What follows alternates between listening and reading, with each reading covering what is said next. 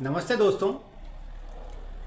आपने अक्सर अनुभव किया होगा कि आपके कई नेबर्स या आपकी सोसाइटी में रहने वाले लोग या आपके रिश्तेदार जो कि अच्छे सरकारी पदों से या कॉर्पोरेट सेक्टर से रिटायर्ड हुए हैं, वो अभी भी काफ़ी मितव्ययिता से और काफ़ी कंजूसी से रहते हैं।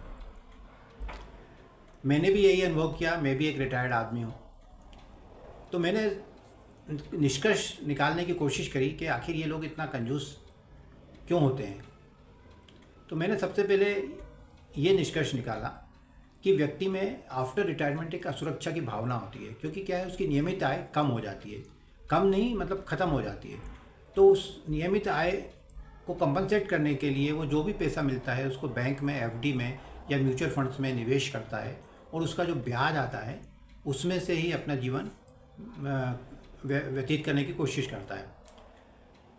वो जो राशि है, उसकी मूल राशि जो उसको मिली है, वो उसको सुरक्षित रखना चाहता है, क्योंकि उसको भविष्य में लगता है कि मुझे भविष्य में इस पैसों की ज़रूरत पड़ सकती है, या मेरी तबीयत ख़राब हुई तो उसमें स्वास्थ्य के लिए मुझे काफ़ी पैसा खर्च करना पड़ेगा, तो उतनी राशि मेरे पास होना चाहिए।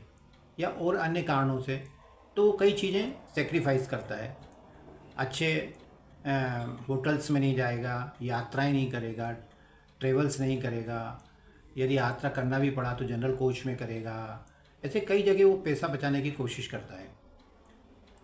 तो मेरा ये बोलना है कि आप बिल्कुल निश्चित रूप से अपने भविष्य के लिए पैसे बचाइए, लेकिन एक प्लानिंग से बचाइए कि भाई आपको कितना पैसा अपने भविष्य के लिए सुरक्षित रखना है और कितना पैसा आपको अपने जीवन की सुविधाओं का उपभोग करने के लिए रखना है। क्योंकि आपका पूरा जीवन तो एक बड़ा हार्ड लाइफ व्यतीत किया आपने, उसमें निकल गया, लेकिन अब जो बचा हुआ जो लाइफ है उसको कृपया करके अपनी सुविधाओं का ज़रूर ध्यान रखें।